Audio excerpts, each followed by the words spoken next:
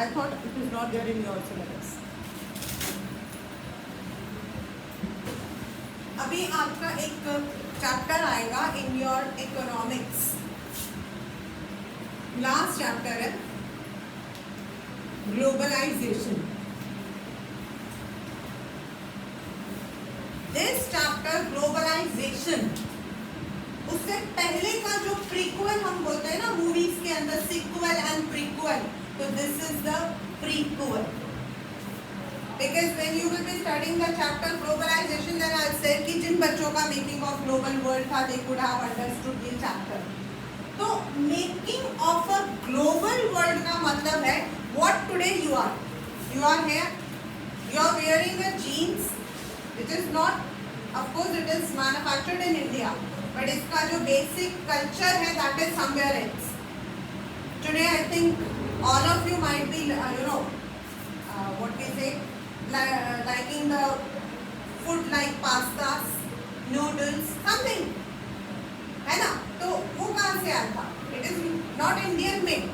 Yes, India के अंदर सेवैयाँ is there, but जो noodles का proper formation है, the one which is the Chinese spaghettis, that you are eating today, right? And tomorrow I don't know, any maybe आप में से कोई भी बच्चा हो सकता है जो मुझे बोले कि ma'am I am going abroad, I have got a job, I got a transfer, मेरा ट्रांसफर हो गया, मैं वहां पर रहने वाला हूँ या रहने वाली हूँ. Then we are living here, you are having the phones with you. ये फोन्स कौन से हैं? They are not manufactured in India. Their manufacturing unit is in India, but they are basically from other countries.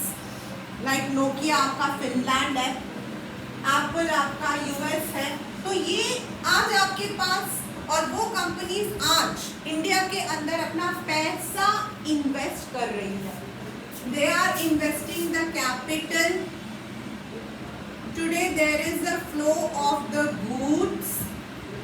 And today there is flow of people. It is easy for people to go from one place to another today. मेरे को मैं मतलब कि पहले 10 years back I used to, मतलब it was बहुत बड़ी बात होती थी अगर कोई कहता था मैं फॉरेन जा रहा.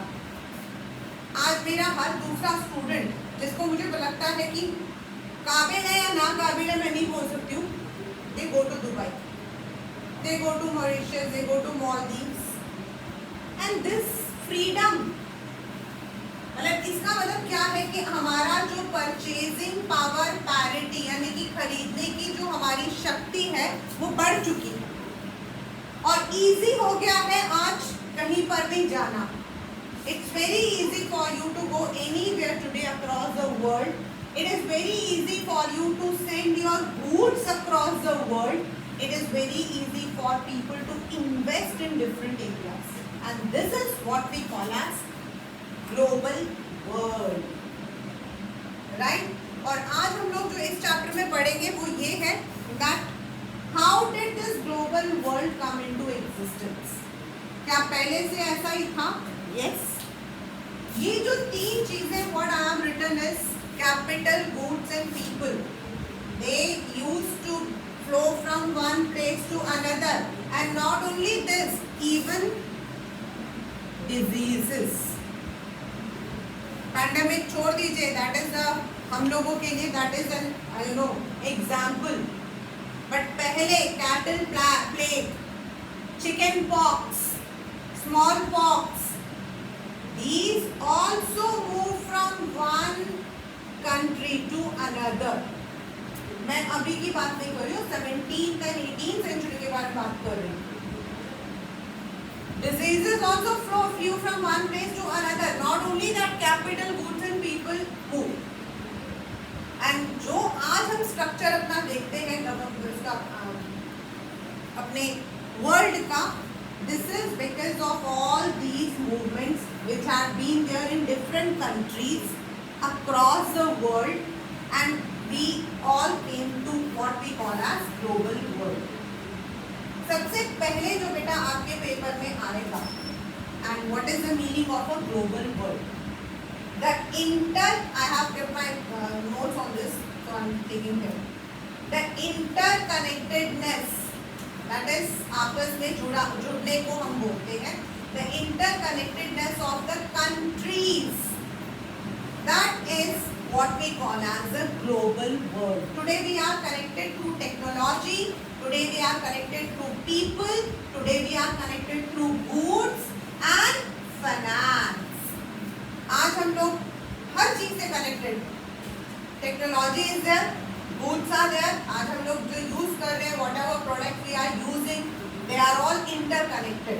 It's not पहले होता था if you are living in India तो आपको Indian products ही मिलते थे. And foreign products को पहनने का मतलब दो चीज होता था, या तो आप बिगड़े हुए हो या फिर आप बहुत अमीर. मतलब कोई बच्चा उस जमाने में टी शर्ट पहनता था तो वो बिगड़ा हुआ बच्चा वो टी शर्ट पहनता था क्योंकि शर्ट पहनना होगा. और मुझे ऐसा लगता है over the period I realise कि दिस इज बिकॉज उस वक्त में हम लोगों को मिलता ही नहीं था. तो दिस इज हाउ. तो सबसे पहले हमारा आता है silk route. If you look into the word silk route, silk route जो है China is the main producer of silk. India के अंदर definitely we have different kinds of silk, but silk was basically from China.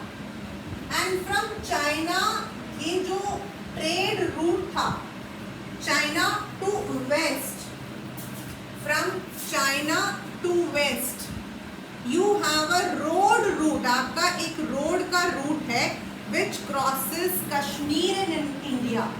आपका एक ऊपर से पास आता है, उसको क्रॉस करके जाता है. And that route is called as Silk Route and it exists even today. वो आज भी exist करता है, the Silk Route. And this was the route through which Chinese exported their, उस जमाने में हम ये words use नहीं करते थे export या import, लेकिन वो जाता था बाहर, export होता था from China to other parts of the world. और उसको हम बोलते हैं Silk Route. That route is used even today by the merchants. ये आपका जाता है चाइना से तिब्बत, फिर आपके इंडिया के अंदर लासा पास आता है, उधर से Afghanistan and then Greece. So that is what we call as tip. But then जो आपके potteries हैं, चाइनीज के जो आपके ये जो potteries होते हैं, beautifully designed, not a simple one. Beautifully design. अगर आप कभी चाइनीज के पॉट देखना, हम लोग बोलते हैं ना चीनी बर्तन, पता है, सुना हिंदी में चीनी बर्तन? नो, द वन जो कप एंड सॉसर होता है जो हम लोग पीते हैं, वो उसको हम हिंदी में चीनी बर्तन बोलते हैं. वो जो चीनी बर्तन है, दिस इज बिकॉज वो चीनी के नहीं बने हुए थे, that is because it was basically in China.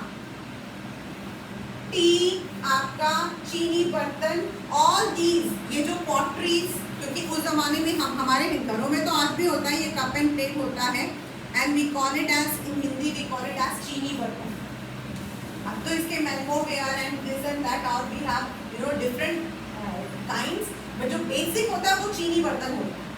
तो दिस वाज आल्सो पॉटरीज. आपके चाइनीज के आपके जो clay materials, they also were exported. And then the third is आपका the main religion. The next is आपका religion. और religion के अंदर अगर हम कहते हैं Buddhism, Christianity. If you look into China, Nepal, Bhutan, China, Nepal, Bhutan, आप देखोगे तो बुद्धिज्म यहाँ ज़्यादा है. इन इंडिया मतलब कि हमारे यहाँ से तो स्टार्ट हुआ था. You will be reading in the last chapter in English, that is the sermon in Banaras. तो बुद्धिज्म बेसिकली बुद्धा जी की जो बर्थ है वो इंडिया और नेपाल का बॉर्डर है, Lumbini. Right now Lumbini is in Kathmandu, तो वहाँ हुआ था. तो इसका जो but today Buddhism is a religion across the world. Christians basically आपके US and UK, and you can find Christians everywhere. तो ये जो रिलीजन है, मतलब पहला हमारा था सिल्क, सेकंड हमारे थे पॉटरीज एंड थर्ड हमारा है religion. They also move from one place to another. The next was your very common noodles, जिसको हम स्पेगेटीज भी कहते हैं. नूडल्स का जो ओरिजिनेशन है दैट इज चाइना, और स्पेगेटीज आपके होते हैं वो नूडल्स टाइप, आपके जो पास्ता होते हैं, the one which is a noodle type. In but I always argue with my daughters, ये तो नूडल्स, इसको पास्ता क्यों बोलते हो, because for me pasta is the छोटे छोटे वाले. तो नूडल्स जो स्पेगेटीज वो, that also spaghettis they are from Europe, noodles are from China, and spaghettis are from Italy, Europe, and that traveled from here to there. ये paper आपकी book में है, you can find it all.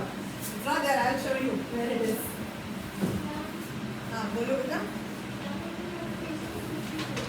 Page number 54. हाँ yes I know. Spaghettis and potatoes. है ना? So noodles आपका that form which we use it as, and spaghettis are the form of pasta which travel from west to east. वो भी आपके हुए. That then Sicily, which is very आपका Japan के, Japan के इटली के अंदर है. वैसे ही they also had एक और सबसे कॉमन फूड है, वो है पोटैटोस. शायद इंडिया के अंदर कोई ऐसी सब्जी होती होगी जो बिना पोटैटोस के ना बन पाए. In fact, I know once Anubhuti told me that they have one festival in which they eat only potatoes only for that 6-7 days. वो जो व्रत होता है तो normally potatoes नहीं खाते हैं, नहीं खाते हैं, सब कुछ है. Yeah, that is one. So, and in our Navratris and all we have potatoes, हम डालते ही डालते हैं. When the Navratri festival is there and we are keeping the fast, तो उसके अंदर potatoes हमारे जरूर जाते हैं. The reason is कि potatoes can be consumed. वो आपका कार्बो है तो immediate energy देता है.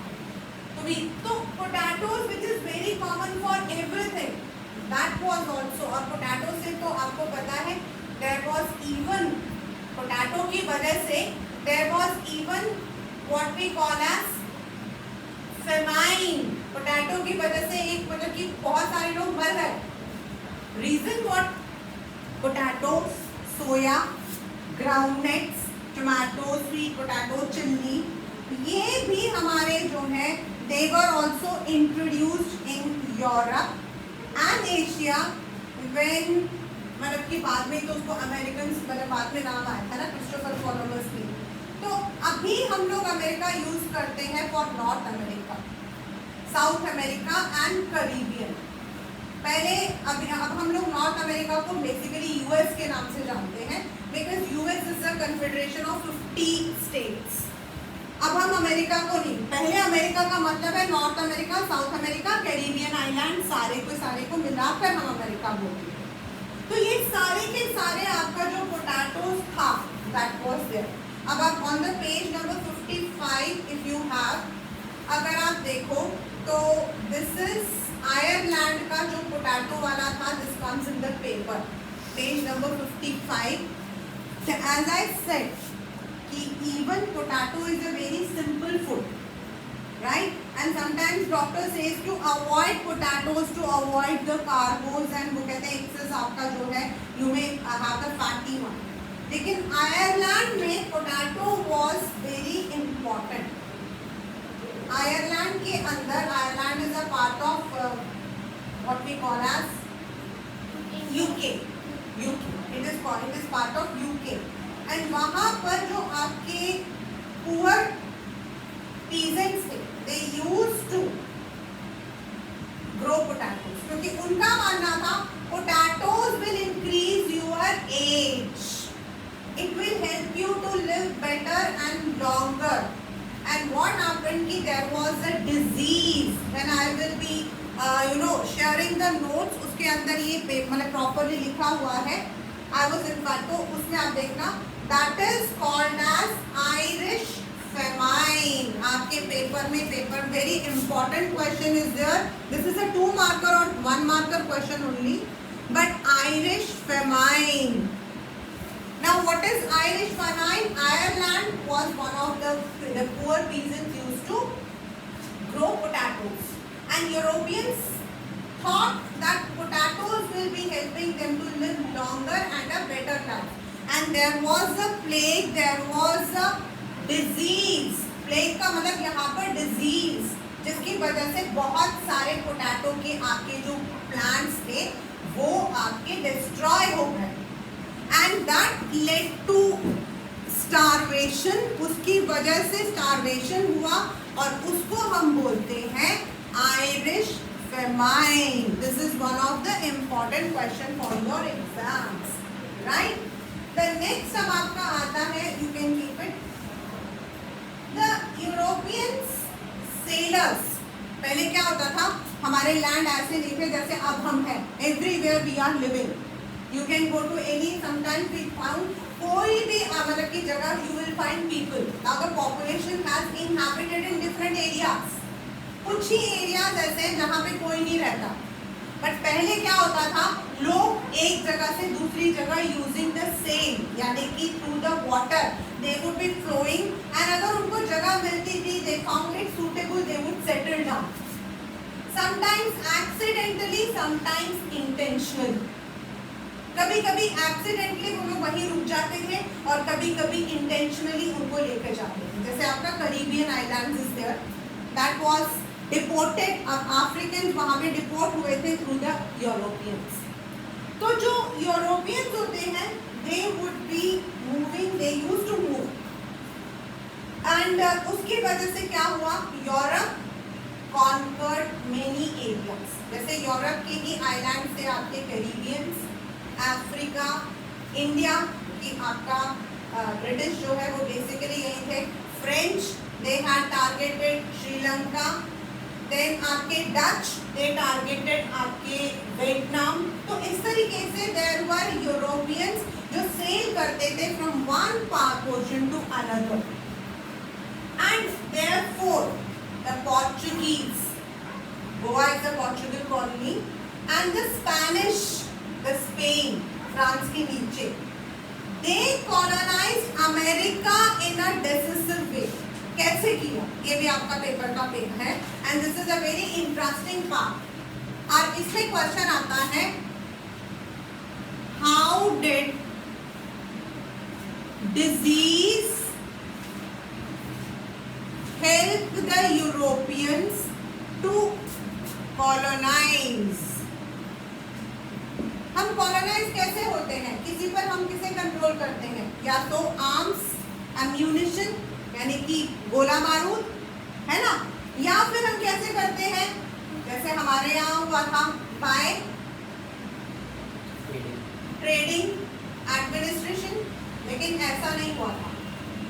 This is very interesting case. मतलब ये पेपर में ऐसे आता कि मतलब कि हाउ इट इज इंटरेस्टिंग, क्योंकि हुआ क्या था, यूरोपियंस जो हैं दे हैड स्मॉल पॉक्स.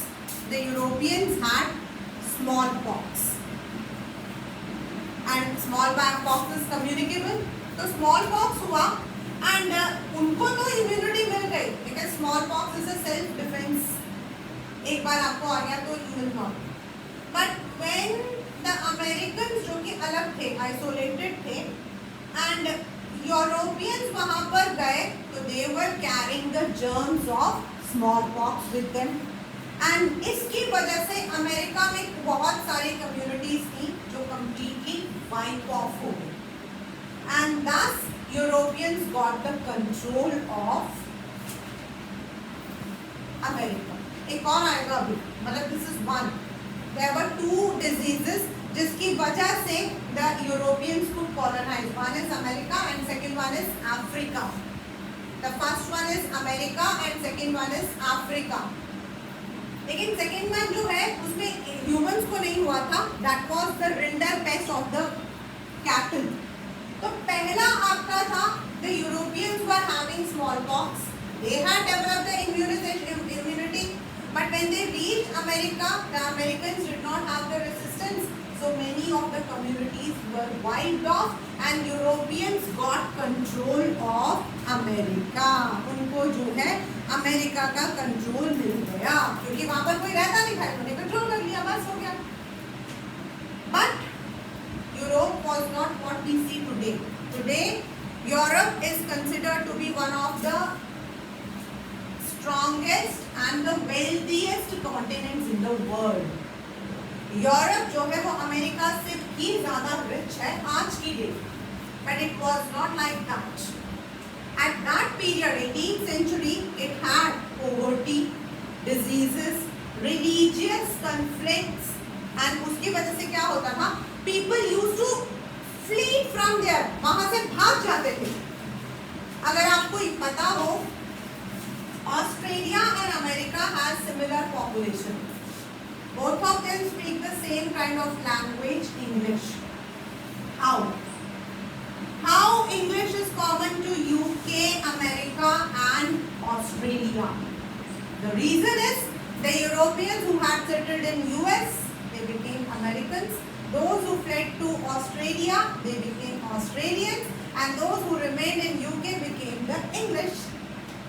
और ये गए यहीं से थे. It is they moved from Europe to these places. तो अब क्या था? उस दिनों में क्या होता था?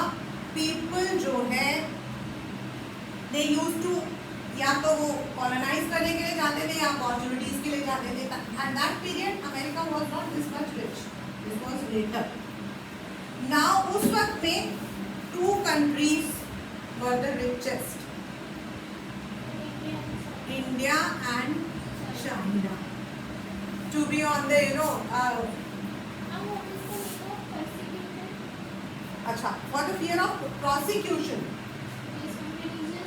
Yeah, many religious descendants fled to America for the fear, मतलब उनको पकड़ लिया जाएगा, prosecute कर दिया जाएगा. At that time there were many people, religious conflicts रहते थे. This you will be, I think you will be reading. No, that chapter is not there in your book, but you will be seeing.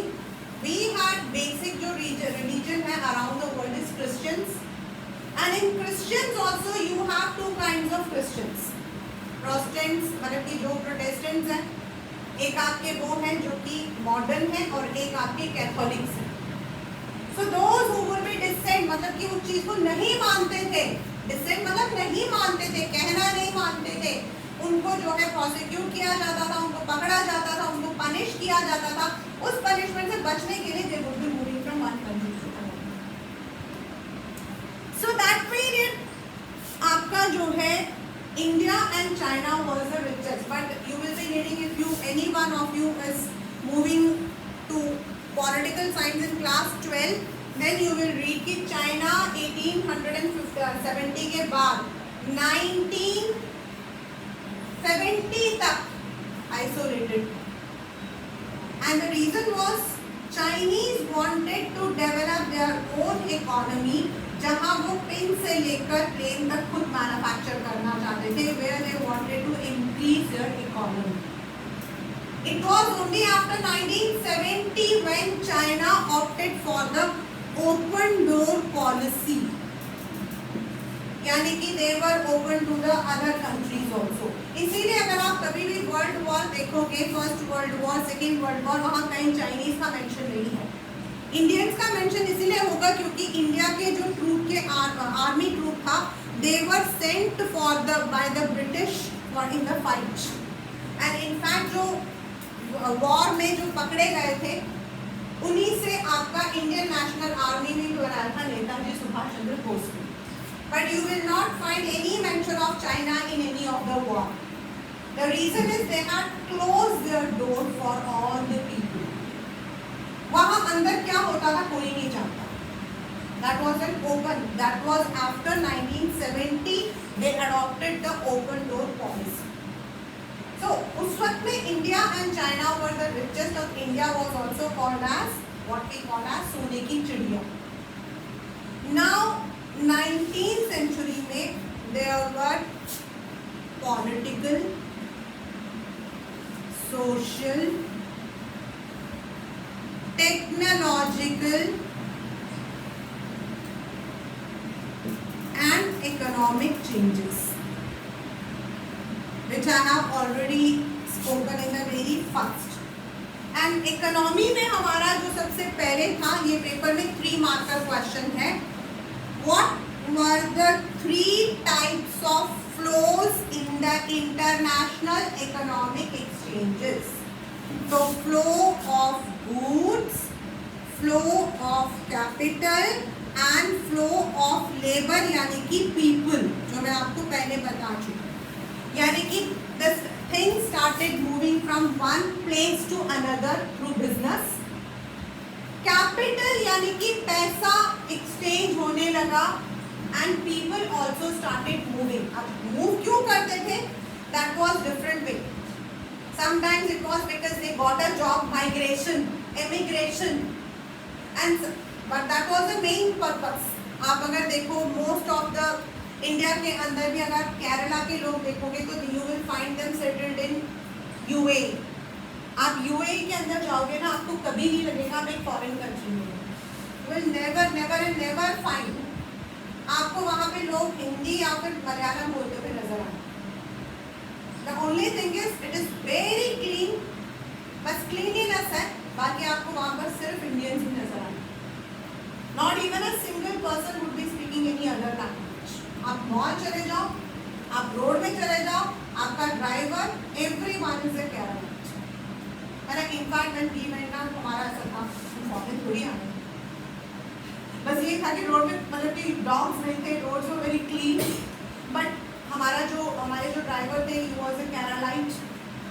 And मतलब हम लोग restaurant वगैरह गए, हम तो south Indian restaurant गए, तो वहाँ पर भी हमें शर्म ना हो, हमें मिल गया, ये मिल गया, वो मिल गया, तो you will not find it. So what is this? This is because the people flew from here one place to another. क्यों फ्लो किया था? Opportunities, jobs. That is the reason. Now अब ब्रिटिश का आता है सबसे important one, and that is आपका Corn Laws, abolition of Corn Laws और उसका consequence. This is again a 3 marker question in your paper. One of the important, and even when you are having your boards also, उसमें Corn Laws आपके कई बार आया हुआ। Corn Laws, Rinderpest और last वाला एक है Rinderpest. I'll tell you, अभी आएगा। Rinderpest is a disease, pest. Pest means कीड़ा, तो that was a disease which spread. I'll be telling you, don't worry. अभी हम आएंगे वहाँ पर। Now what happened in British at that period, 18th century? As I said, Europe was not what we see today. तो उस वक्त में क्या था? Population ज़्यादा, खाने के लिए the food was limited, the demand increased. So जो government था उसने क्या किया? Import करने से कॉर्न आपका सस्ता हो जाता था। Corn is a very important इनके लिए जो है, it's an important food grain for Europeans. अभी भी अगर आप देखोगे ना, हम लोग सिर्फ मक्की के आटा खाते हैं, वो लोग कॉर्नफ्लावर हर चीज में यूज करते हैं। So corn is an important component of food for the Europeans. तो ये लोग क्या करते थे? They used to import the corn. क्यों? क्योंकि growing the corn was expensive and import was easy and it was also cheap. Now जो government, जो मतलब कि जो लोग थे, इंडस्ट्रियलिस्ट थे, अर्बन ड्यूलर्स थे, उन लोगों ने कहा abolish the corn laws. According to the corn law, import of corn was abolished. Corn जो है उसको अबॉलिश कर देते। जैसे अभी मैंने न्यूज़ पढ़ा था, इंडिया के अंदर वीट, सेमोलिना दैट इज सूजी और आई थिंक मैदा एक्सपोर्ट करना मना कर दिया है आज से। तो ऐसे लॉ बनते थे, लॉ बन गया।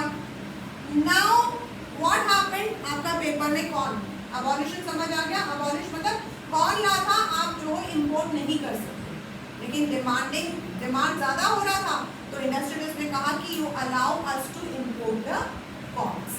तो जब उनको अलाउ किया गया तो what happened is many areas, जो लैंड था, लेफ्ट अनकल्टिवेटेड, बिकॉज अब उनको यहाँ पर नहीं कर रहा था, वो तो फॉरेन से मंगवाते थे। समझ आ गया ना? They use to import the corns. So जो उनके एरियाज थे, ब्रिटिश के जो एरियाज थे, they were left uncultivated. There were no job for the peasants. वहाँ पर जब एग्रीकल्चर होता ही नहीं था तो peasants के पास जॉब नहीं था. Many of them migrated. बहुत सारे लोग वहाँ से दूसरे देशों में चले गए. Then falling food prices की वजह से क्या हुआ, डिमांड तो ज़्यादा हो गया और इंडस्ट्रियलाइजेशन आया, इंडस्ट्रीज आए जिसकी वजह से income of the British people increase. And then what happened, जब उनके पास इतना डिमांड हो गया तो बड़े सारे लैंड्स उन्होंने Eastern Europe, America, Russia, Australia, यहाँ पर they cleared. The food grains also needed to be supplied to the ports, जिससे कि वो लोग दूसरे देशों में भेजे. रेलवे लाइंस आ गए आपके, सो दैट जहाँ एग्रीकल्चर है और रेलवे है दे आर कनेक्टेड. एंड इस तरीके से लंदन जैसे जो आपके सिटीज है वो डेवलप हो गए. मतलब due to the abolition of corn laws it led to industrialisation. It led to industrialisation. Now industries मतलब लेबर्स, इंडस्ट्रीज मतलब labours. So there were shortage in, as I told you, America and Australia. अभी आपको मैंने थोड़ी देर बताया था ना कि अमेरिका और ऑस्ट्रेलिया में एक जैसा इंग्लिश क्यों बोला जाता है. In these places, America and Australia में there was shortage. And इसकी वजह से क्या हुआ, around 150 million, 1 million is 10 lakh, 50 million people migrated from, आपके उसमें फोटो भी बनी हुई है, एक वो बनी हुई है, from Europe to America and Australia. And in this manner, labor move हुआ, बनी हुई है photo, capital and technology. Did you find it? Yeah. So this way it was how the people had migrated. As I told you in the very first, English आपका वहाँ पर भी बोला जाता है, यहाँ पर भी बोला जाता है, वहाँ पर भी बोला जाता है. So how it migrated? This is the reason. This is the reason. Yes, today we have English different kinds. UK English थोड़ा अलग है. UK में थोड़ा सा अलग बोला जाता है. अमेरिका जाओगे तो उनका words जो होते हैं ना, जैसे हम बोलते हैं this is an almirah. Americans use specified words. वो कपड़ों के लिए they use wardrobe. They don't use the word toilet, they use washroom, restrooms. तो ये थोड़ा सा चेंज है. अगर आप कंप्यूटर करते तो आप देखोगे, अगर आप लेबर लिखोगे तो वो ओ को काट देगा, वो LABO कर देगा.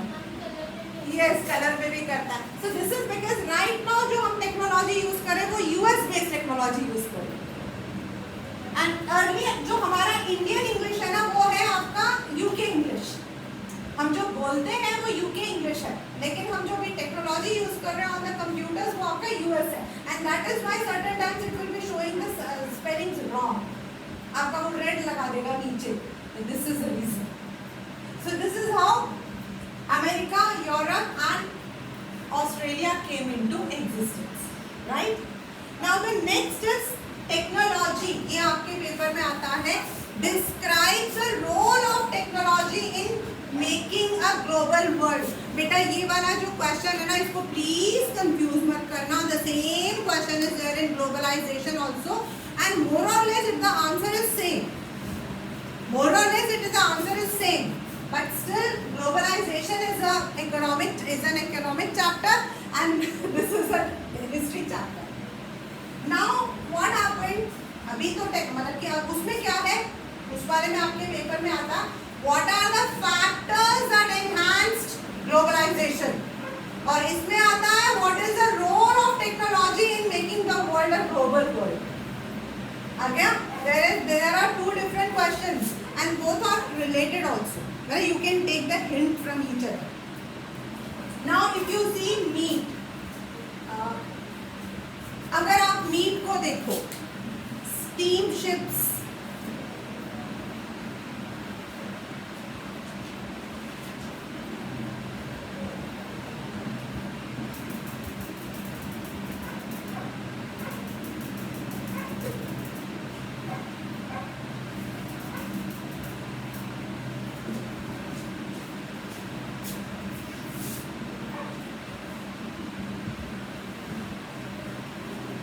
these These are the 4 areas. Earlier, people moved with their normal boats, but then आपका steamer आ गया. So steamer से क्या हुआ? Bulk goods. Steamer से क्या हुआ? सामान और लोग बहुत सारे, क्योंकि steamer is a big ship, तो उसमें आपका जो है they could carry bulk goods.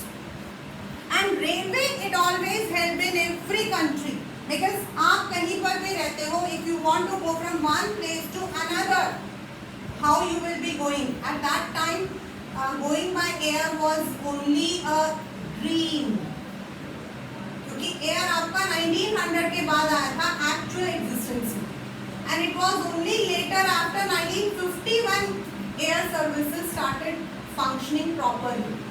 So most of the journey was voyage, यानी कि by water.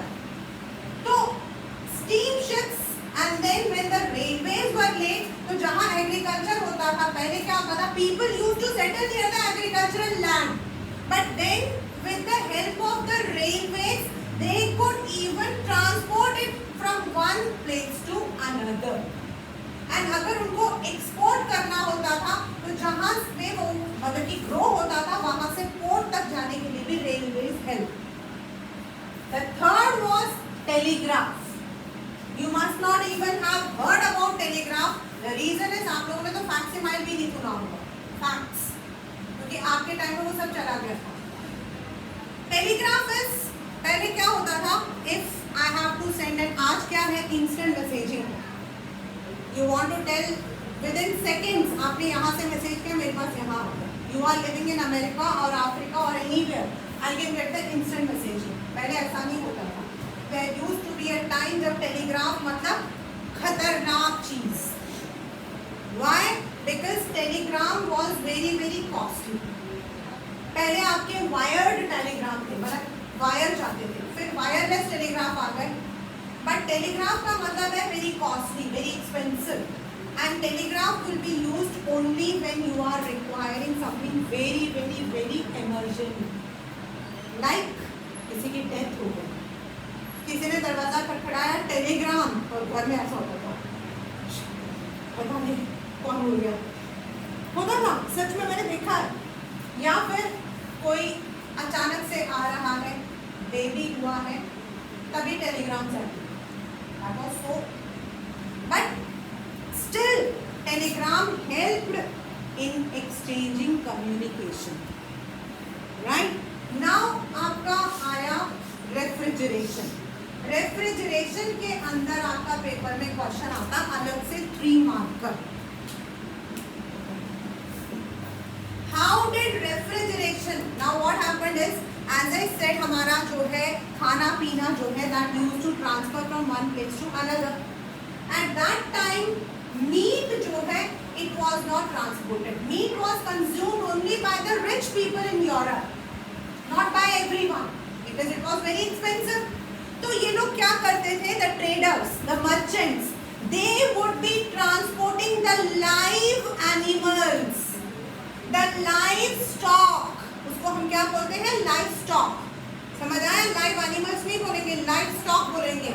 जिंदा एनिमल्स को शिप में बांध कर एक कंट्री से दूसरी कंट्री भेजते थे. तो what will happen?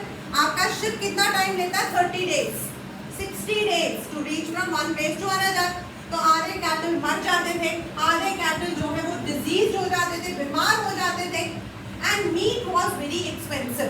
But later on, because of the refrigeration technology, now meat could be slaughtered and sent as meat, not as the cattle. अब उनको जो है कैटल के जैसे जिंदा कैटल को नहीं भेजना पड़ता था. They would be slaughtering, and refrigeration में क्या होता था? खराब नहीं होता है, and this way it was sent. ये वाला जो point है ना, this is there in your globalization also. But जब उसमें meat नहीं है, उसमें आपका सिर्फ टेक्नोलॉजी. So this way आपका जो मीट मतलब कि मीट जो था which was a luxurious item became a common item. Right? Now the question which you were asking, अगर आप अभी अफ्रीका को देखोगे तो आप देखोगे the boundaries आपके ऐसे बने हुए हैं. स्ट्रेट बनेंगे, है ना, आपने देखा होगा the boundaries are, and this is because ये बिग यूरोपियंस जो थे उस वक्त में, France, Austria, Germany, they all met in Berlin and demarcated African continent for their respective powers. अपने अपने लिए, ये पावर मेरा होगा, ये मेरा एरिया होगा, मतलब some was ruled by French, some was ruled by Germany, some was ruled by, तो अलग अलग यूरोपियन पावर्स ने बना रखा था, और इसलिए ये जो लाइन्स हैं ये स्ट्रेट दिखाई देती है। अगर आप इंडिया का मैप देखते हो तो ना वो ऐसे बने होगा, है ना, बट उनका देखोगे ना तो बिल्कुल स्ट्रेट बना होगा। This is because of this one marker question. Now what happened, there was a pest, कीड़ा, बीमारी, rinderpest. Write a short note on rinderpest, write a short note on rinderpest. अब rinderpest जो है that is a disease which affects the cattle। और अब क्या हुआ, अभी आपको मैंने एक क्वेश्चन बताया था, अमेरिका को यूरोप ने कैसे कॉलोनाइज किया था यूजिंग स्मॉल पॉक्स, बताया था ना। सेम व्हाट हैपेंड इज, उस वक्त जैसे India is a land of golden bird, Africa was a land of gold and minerals, and the Africans, the real Africans were very very very rich। आज अगर आप बोलोगे ना तो कोई आपके ऊपर इतनी जोर से हंसेगा कि भाई पागल हो क्या तुम, अफ्रीका और rich, but it was not. They वहां पर अफ्रीका के अंदर यूरोपियंस आए ताकि वो लोग वहां पे बड़े बड़े एरियाज में माइनिंग करें, प्लांटेशंस लगाएं, जैसे हमारे यहाँ लगाया था। बट वहां क्या प्रॉब्लम क्या थी, the Africans were rich, so they were having scarcity of labours. Labour की तरह वहां कोई काम करना नहीं चाहता था, because the Africans were very rich, वो क्यों लेबर की तरह काम करेंगे। एंड देन इवन अगर उनको वेजेस देते थे तो भी वो लोग नहीं करते थे, एंड इसीलिए they did not want to work. अब ये मेरे पेपर में in my notes 3 points are there, इन 3 को आपने रटना है। What did the Europeans do to get control of Africa, ठीक है। तो पहला, उन्होंने टैक्सेस लगा दिए, हेवी टैक्सेस वर इम्पोज्ड। भाई अब हेवी टैक्सेस लगा दिए तो अफ्रीकन्स रिच तो थे, but how could they give extra tax, तो फोर्सिबली उनको जो है माइंस या प्लांटेशन में काम करना। सेकेंड, बहुत बहुत बहुत बहुत इंपॉर्टेंट, इनहेरिटेंस लॉ। ये 1 मार्कर क्वेश्चन है, यहाँ इवन अभी अगर ब्लूप्रिंट आएगा तो आपको पता लग जाएगा, जिसमें come even in 2 marker question. ये आपका जो है inheritance law. What is inheritance law, please do not confuse it with the political science. Inheritance law was a law जिसके अंदर the Europeans, I will show you where it is, the Europeans force the, मतलब कि उन्होंने Africa में एक ऐसा rule बनाया that only 8% from a family could inherit the land। जैसे आप 3 बच्चे हो अपने माँ बाप के, तो आप में से कोई एक ही इनहेरिट कर सकता है, वो बाकी दोनों कहाँ जाएंगे, बाकी दोनों कहाँ जाएंगे बताओ। Yeah, and this was, हाँ, yeah, I know, मुझे पूरा याद है। नहीं, मैंने कहा ये बाकी दोनों कहाँ जाएंगे। So now they were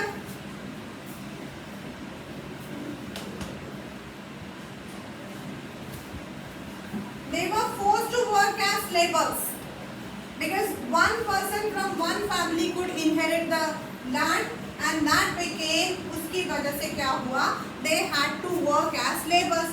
European का काम हो गया।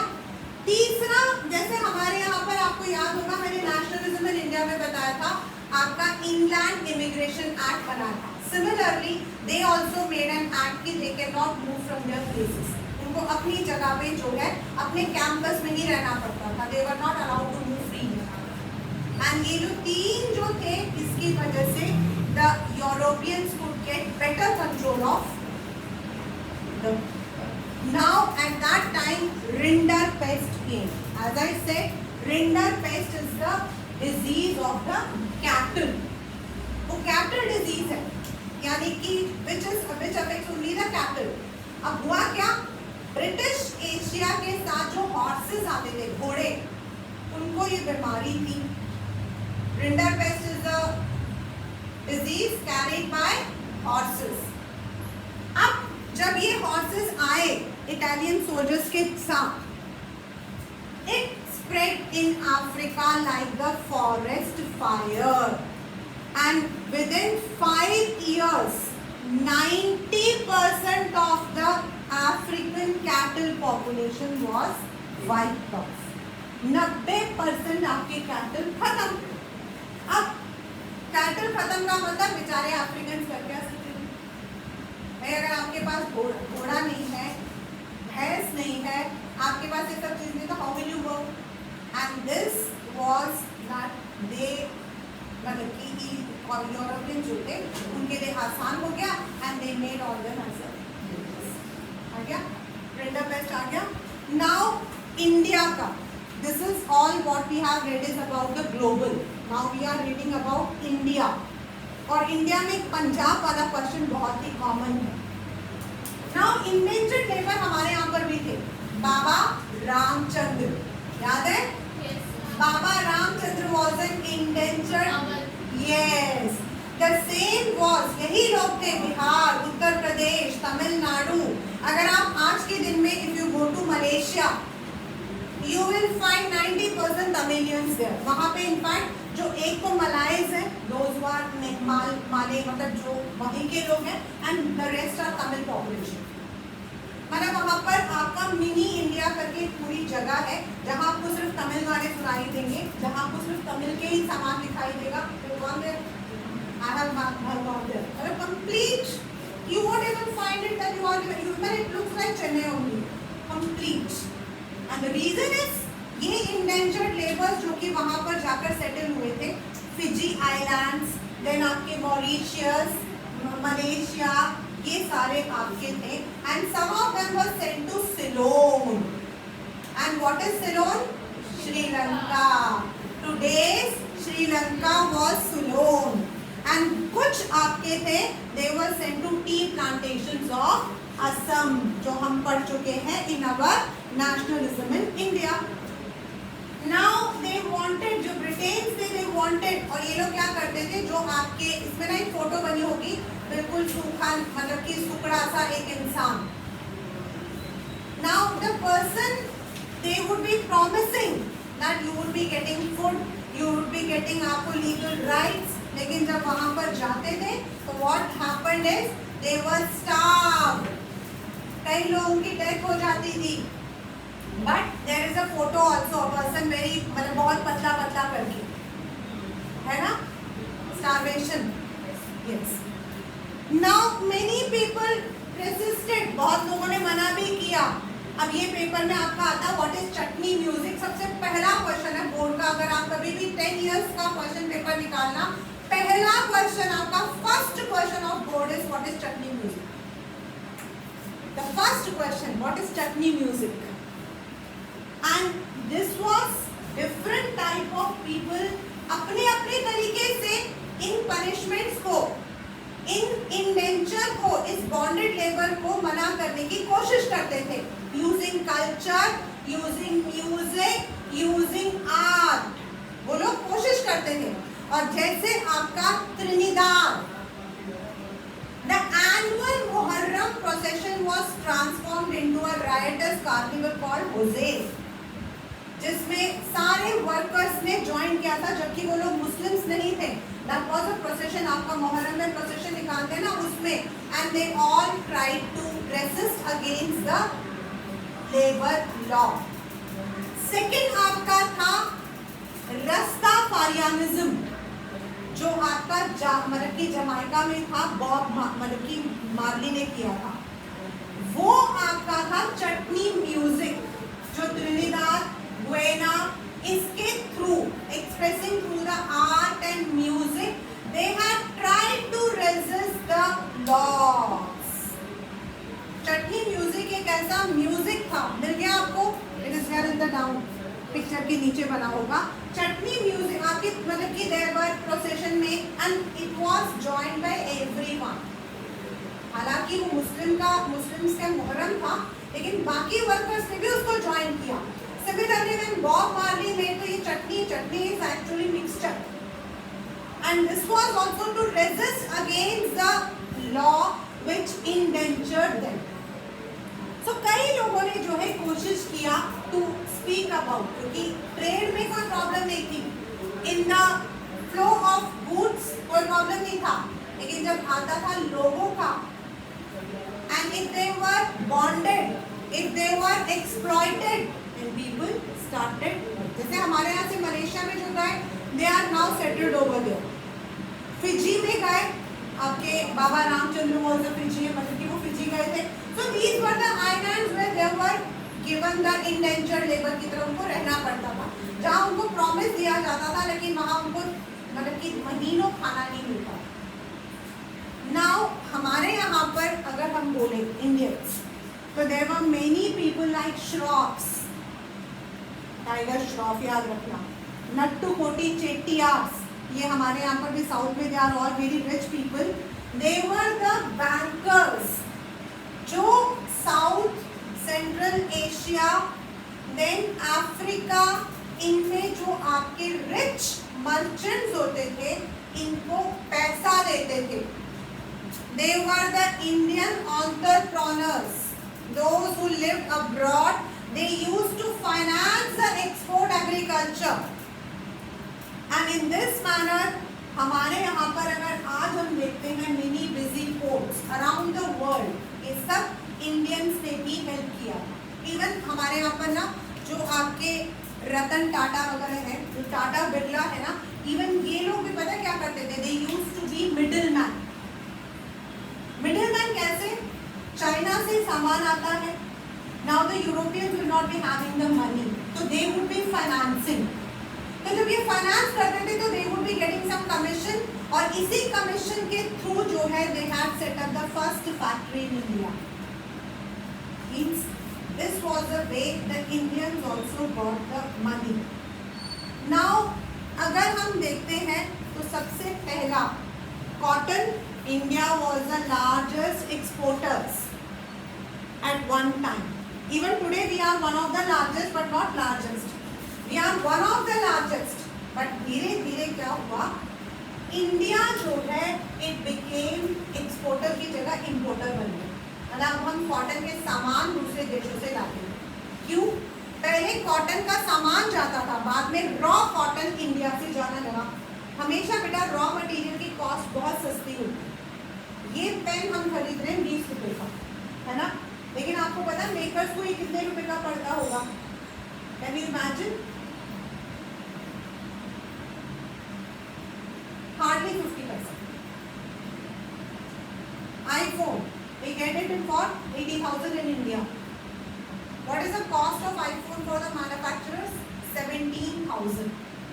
Yes, you can Google it. And why? Because उसके बाद वो ओवरहेड कॉस्ट होते हैं हमारे, ट्रांसपोर्ट का, ये सारा। तो रॉ मटेरियल हमेशा सस्ता होता है, समझ आया आपको? रॉ मटेरियल सस्ता होता है, लेकिन वो फिनिश्ड गुड बन के बेचने में प्रॉब्लम आती है। This pen which is of 20 rupees cost only 50 paisa, यानी कि आप सोच सकते हो कि इसके इंक कितने में आता होगा? 1 पैसा में, 2 पैसा में। तो रॉ मटेरियल्स वर्क, तो इसीलिए कॉटन यहाँ से जो है रॉ कॉटन को एक्सपोर्ट करते थे। And that is why धीरे धीरे 19th सेंचुरी में इंडिया का जो इंडस्ट्रीज थे ना वो कम हो गए। इंडिया के जो इंडस्ट्रीज थे वो कम हो गए।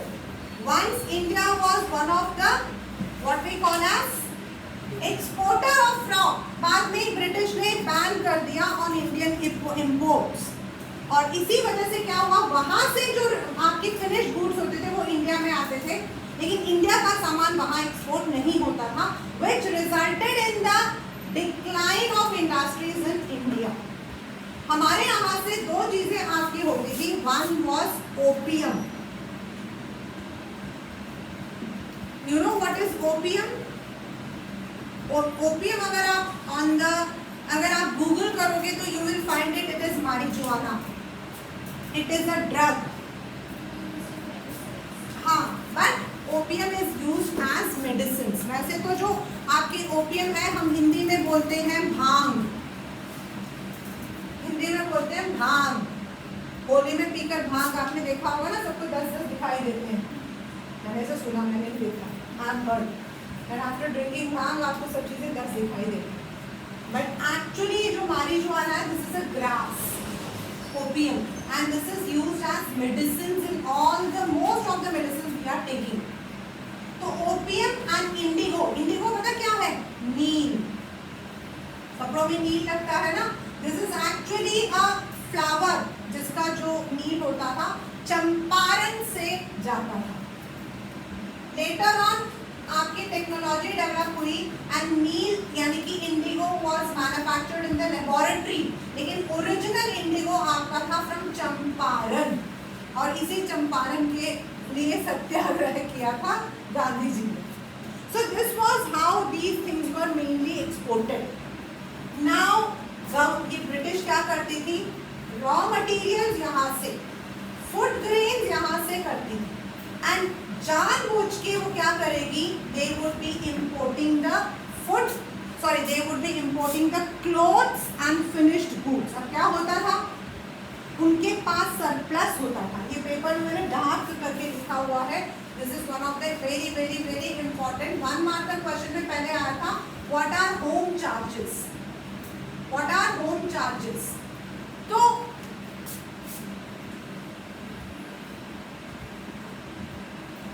the British would be exporting opium and indigo, so they would get lots of money, and they would be importing the finished goods जो इंडिया में आपके बिकते थे, and they had surplus money. उनके पास क्या होता था? surplus money होता था एक्सपोर्ट और इम्पोर्ट से. तो what they would do is वो जो surplus money होता था ना, वो यहाँ पर जो ब्रिटिश लोग यहाँ पे जो रहते थे, यहाँ पर जो कॉलोनीज में रहते थे, इनको वो यूज करते थे for giving the salary and other, और इसको हम बोलते हैं home charges. In my notes I have underline the home charges because it is very important. As I said what is chutney music, उसी तरीके से होम चार्जेस पे क्वेश्चन आता है. रिंडर पेस्ट पे आता है क्वेश्चन आपका. देन आपका जो पहला मैंने फ्लो ऑफ गुड्स बताया था उस पर आता है. And in this manner they use the home charges. कैसे हो? वो अपना पैसा नहीं खर्च करते थे. हमारे यहाँ से जो सामान एक्सपोर्ट होता था उससे जो पैसा और जो उनको बैलेंस ऑफ पेमेंट मिलता था विद द इम्पोर्ट, क्योंकि इम्पोर्ट में सस्ता होता था, एंड यहाँ पर वो बेचते थे, तो जो उनको बचा हुआ पैसा मिलता था that was used for paying for the people who are living in India, and this is called as home charges. But when first world war broke out 1914, around 9 million people यानी कि 90 lakh people were dead. More than 20 million were injured. Many of them जो कि working age के थे, इनको मार दिया गया, and इसकी वजह से यूरोप के अंदर आपके जो है लेबर शॉर्टेज हुई. एंड इस लेबर शॉर्टेज को क्या किया गया? The women were posted there. जहाँ पहले मेल काम करते थे वहाँ आपके जो है विमेन भी आ गए. मतलब इस तरीके से जो विमेन पोजीशन था वो थोड़ा थोड़ा इम्प्रूव हुआ. And later on Britain had to borrow from US also, and इसकी वजह से क्या हुआ? US became the world's capitalist country. क्योंकि उसने ब्रिटिश को पैसा दिया, ब्रिटिश ने उसको इंटरेस्ट दिया, ब्रिटिश के इंटरेस्ट से वो पैसा they got the rich power. Now after war 1914 से 18 वॉर हो गया. अब हमारे यहाँ पर सबसे बड़ा फायदा पता क्या हुआ था? India now flourished with industries. बहुत सारे तो नहीं, लेकिन हाँ रतन टाटा, टाटा, जेडी बिरला, टाटा, देन जमशेदजी टाटा थे और एक और भी थे, I don't remember, these people came up because British के पास पैसा नहीं था एंड उस वक्त में क्या था, ब्रिटिश के अंदर, ब्रिटेन के अंदर वॉर चल रहा था, तो वॉर चल रहा था तो उनकी इंडस्ट्रीज बंद थी and they gave the permission to the India to set up the business, क्योंकि उनको घोड़ा होता है ना जो हॉर्स, उसके ऊपर जो खाल बनती है ना, उसके ऊपर जो बैठने का जो होता है वो बनाना पड़ता था। Then they required clothes for the soldiers, they required food for the soldiers, कहीं से उनको मिलता नहीं था बिकॉज अमेरिका, यूएस वगैरह तो वॉर में थे, सॉरी यूएस, जर्मनी वगैरह वॉर में थे, तो उन्होंने इंडियन इंडस्ट्रियलिस्ट को जल्दी जल्दी परमिशन दे दिया and this was the result कि इंडिया में इंडस्ट्रीज आपके आए after 1914। This is there in the age of industrialisation also, इसलिए मुझे अच्छे से पता है। And then after the war Britain का वो पोजीशन सेम नहीं रहा जो पहले था।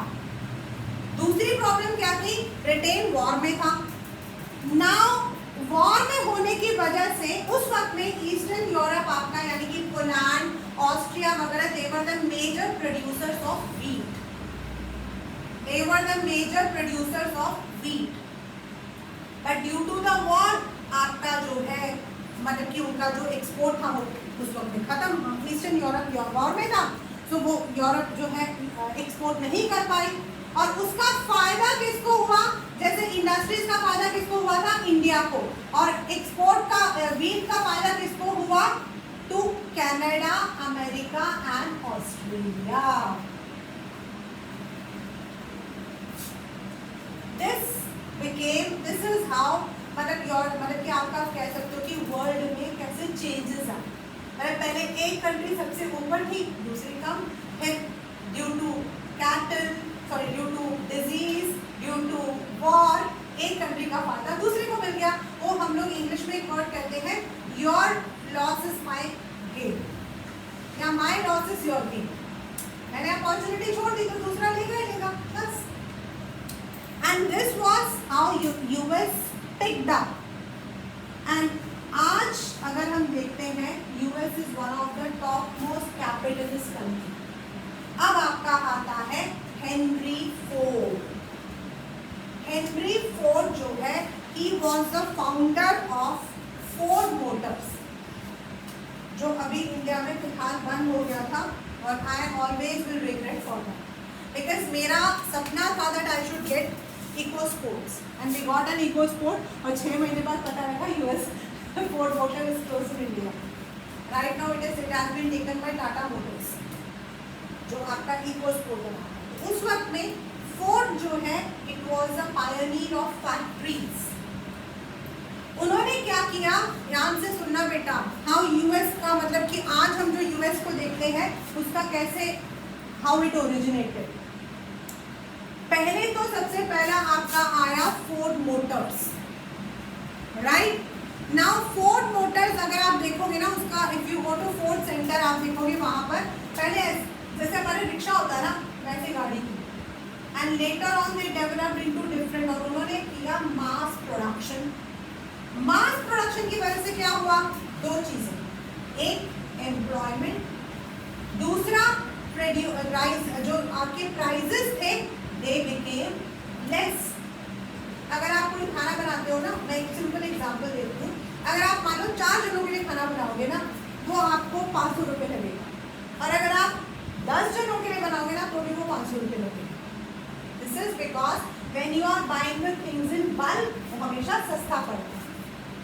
आ गया समझ में? अभी मैंने आपको एक एग्जांपल दिया था ना, this pen cost is 20 rupees but for the company it is only 50 paisa. This is because they will be buying everything in mass. Mass मतलब बहुत सारा। सो मास प्रोडक्शन हुआ तो प्राइसेस ऑफ आपके कार की वैल्यू कम हो गई। नाउ ज्यादा पैसा, लेबर्स को ज्यादा एम्प्लॉयमेंट मिला, इससे क्या हुआ, people started becoming rich. And इस तरीके से आपके पास जो आज हमारे पास सामान है like refrigerator, TV, wait for 5 minutes, TV, refrigerator, ये सब आपके जो है they came up and आज हम जो यूएस को देखते हैं that is because of this Ford Motors. जैसे हिटलर ने बनाया था Volkswagen and Autobahn. Similarly Ford Motors किसको बिलोंग करता है? यूएसए को. ये आपका 1 मार्कर क्वेश्चन है, right? और आपके पेपर में आएगा तो don't confuse it. US is the manufacturer of Ford Motors. Now this was another problem, that is the Great Depression. Now Great Depression is the period जो आपके हर एक क्वेश्चन में आता है. यूरोप वाले चैप्टर में भी आता है, इंडिया वाले में भी आता है, मेकिंग ऑफ ग्लोबल में भी आता है. What were the effects of great depression? Great depression का मतलब होता है जब आपका इकोनॉमी कम हो गया एंड आपका जो है हर चीज के जो दाम थे या तो वो बहुत कम हो गए and this was because people were not having money. तो जो प्रोड्यूसर्स प्रोड्यूस करते थे उसे खरीदेगा कौन? तो इंडस्ट्रीज आपकी खत्म हो गए and this resulted in poverty. That was a period when US had given loan to many countries including Germany. और यूएस ने अपना जो है पैसा मतलब उन्होंने छोड़ दिया. जब उन्होंने विड्रॉ किया कि वी कैन नॉट, क्योंकि डिप्रेशन था. आपको याद होगा this was there in Hitler chapter, नहीं हाँ हिटलर वाले चैप्टर में था. US had given Dawes plan and under the Dawes plan it had extended loan to many countries. लेकिन जब डिप्रेशन हुआ, वॉल स्ट्रीट एक्सचेंज क्रैश हुआ, तो यूएस ने सबसे अपना पैसा वापस ले लिया. नाउ यूएस ने तो अपना पैसा वापस ले लिया, but on the other hand Europe की कंट्रीज, यूरोप की बैंक्स, यूरोप की जो करेंसीज सब खत्म. The British currency pound sterling वो क्रैश हो गया. इवन यूएस का भी बहुत नुकसान हुआ था. Many of the banks, more than 3000 banks were closed. Many of the people were left unemployed. Then there were also household के जो लोग थे, they were also not able to give the loans. And this way आपका US also went bankrupt and more than many companies, more than 110,000 companies had collapsed. And it is one of the biggest recession in world. इसके बाद आपका आता 1990s में, ऐसा जो period आया था वो 1990s में आता, US में आता ऐसा पीरियड. दिस इज ऑल्सो, हम लोग आज की डेट पर इसको रिसेशन बोलते हैं, पहले इसको डिप्रेशन बोलते थे. And India also had the same problem. Even in India also the problem was there. Why? Because हमारा इम्पोर्ट एक्सपोर्ट इफेक्ट हो गया. वीट प्राइसेस, क्योंकि हमारे यहाँ से वीट दूसरे देशों में जाता था, वो भी खत्म हो गया. एंड गवर्नमेंट जो है हमसे रेवेन्यू टैक्सेस लेती थी. That was चंपारण एंड वो जो रेवेन्यू टैक्सेस के जो सत्याग्रह थे, इसीलिए गवर्नमेंट ने लिया था. And India but became a net exporter of precious metal. But ये था कि हमारे यहाँ पर एक चीज़ अच्छी हुई, प्राइजेस ड्रॉप हुए तो हमारे यहाँ के जो लोग थे they could better do and industries हमारे यहाँ आई थी उस पीरियड में, because US and Europe was busy in war. इसकी वजह से हम लोग को बहुत फायदा भी हुआ. Now what happened after the world war? दोनों वर्ल्ड वॉर के बाद क्या हुआ? यहाँ पर मैंने लिखा हुआ बेटा अलग से. फर्स्ट वर्ल्ड वॉर के बाद second world war was not expected. That was because of the historical blunder of Hitler. Hitler ने जाके यूएसएसआर पर अटैक किया था और उसकी वजह से सेकेंड वर्ल्ड वॉर हुआ था. लेकिन second world war resulted in the bombarding of Hiroshima and Nagasaki. And इसकी वजह से क्या हुआ? The world now understood that we are not suppose to fight with each other using the nuclear weapons. सबसे पहला हुआ वर्ल्ड वॉर सेकेंड के बाद वर्ल्ड दो हिस्सों में बट गया. US and many parts of western parts of Europe बन गया कैपिटलिस्ट. इसको हम कहते हैं कोल्ड वॉर एरा. इसको हम कहते हैं कोल्ड वॉर एरा. एक तरफ यूएसए बन गया और दूसरी तरफ USSR, which comprised of Russia and eastern Europe. आपकी दो हिस्सों में वर्ल्ड बट गया. एक था यूएस, जिसको सपोर्ट किया इंग्लैंड, फ्रांस, जर्मनी का आधा हिस्सा, इन लोगों ने सपोर्ट किया।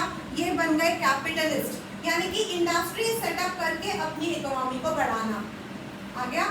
एंड दूसरी तरफ आपका Russia, which comprise of Poland, Lithuania, Latvia, ये सारे areas, and half of Germany, ये थे आपके सोशलिस्ट, यानी कि all the industries were in the hands of the government and लोग उसमें सिर्फ काम करते थे। And this was called as socialist, this was called as socialist. तो पहला था the world divided into two, capitalist and socialist. US जो है that became one of the major dominant power and then started, अब लोगों को ये भी लगने लगा that it is not the time to conquer each other using the arms and ammunition. अब there is an important agreement to be done, और ये आपके पेपर का है 3 या 5 मार्कर क्वेश्चन, ब्रेटॉन्स वुड।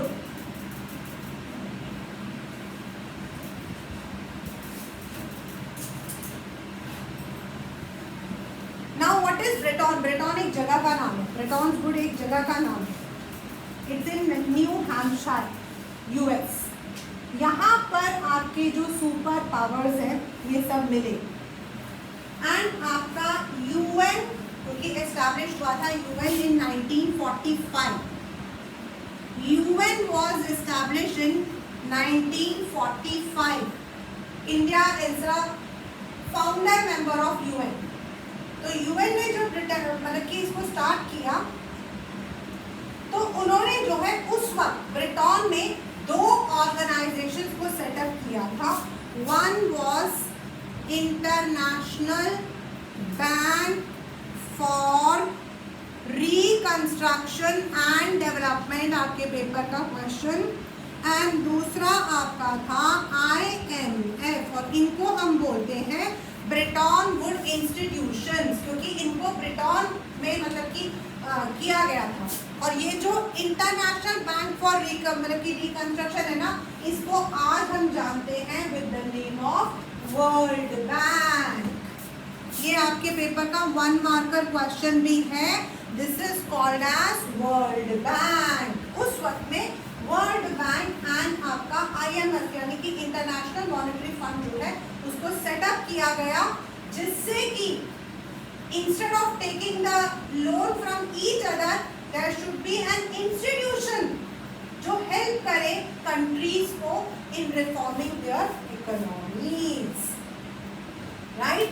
आज हम लोगों को पता world bank gives the loan, international monetary fund also gives the loan, and this was, और उस वक्त में क्या था, they had a fixed exchange rate होता था।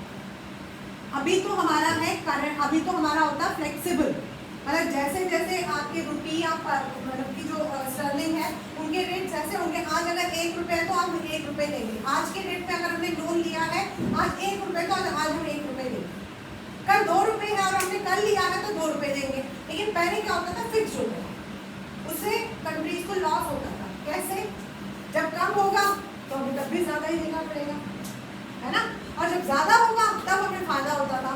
But this was how everything and later on ये जो ब्रिटेन वुड था इसको खत्म करके हमारा world bank and what we call as the IMF got properly setup. Value आपके जो है अब जो हमारे पास है, we are having fluctuating values, we are having fluctuating values, यानी कि जो भी रेट जिस दिन होता है वही हम लोग देते हैं। And later on there were many मतलब कि इंस्टीट्यूशंस की बाद में क्या हुआ, जो कंट्रीज थी they organise themselves into G77। What is G77?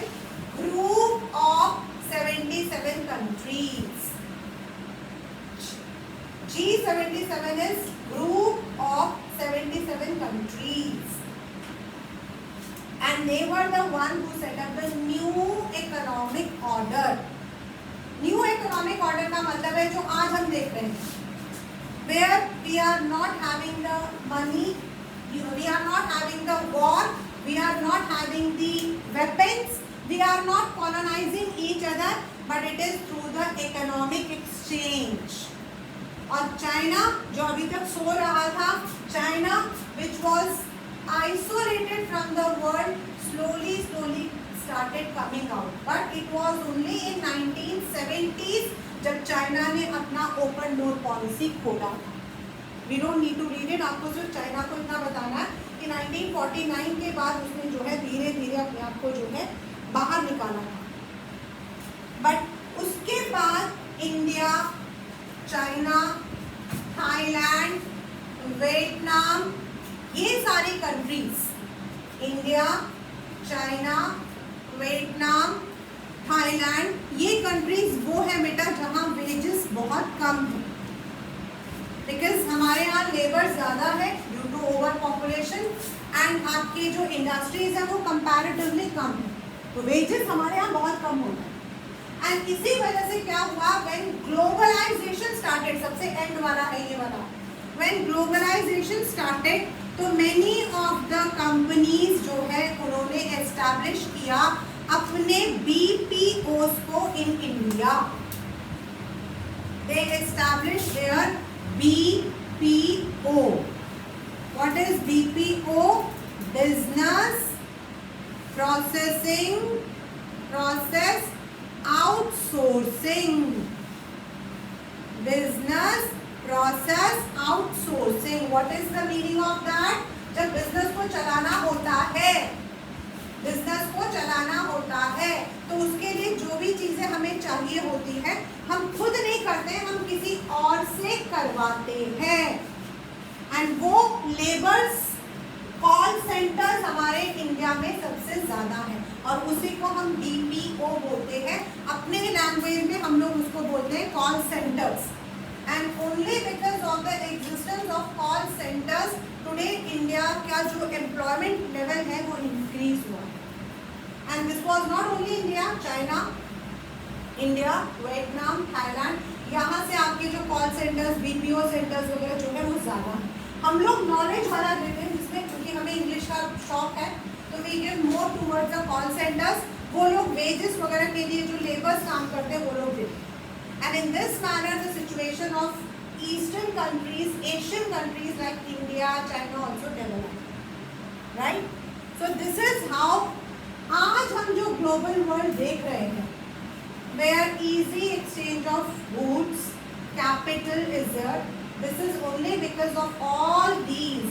यानी कि how things move from one place. पहले कम जाता था, प्रिंटिंग में जाता था. I'll explain once after this, when your exams are over, again I'll take up this chapter and I'll tell you one more story that how printing also helped. And एक बार जब ये सारा सामान एक जगह से दूसरी जगह जाने लगा, लोग जाने लगे, साथ में बीमारियां भी जाने लगी, तो it help in better colonisation. War की वजह से इंडिया को फायदा हुआ, इंडस्ट्रीज पर सेटअप, बट वॉर से नुकसान हुआ.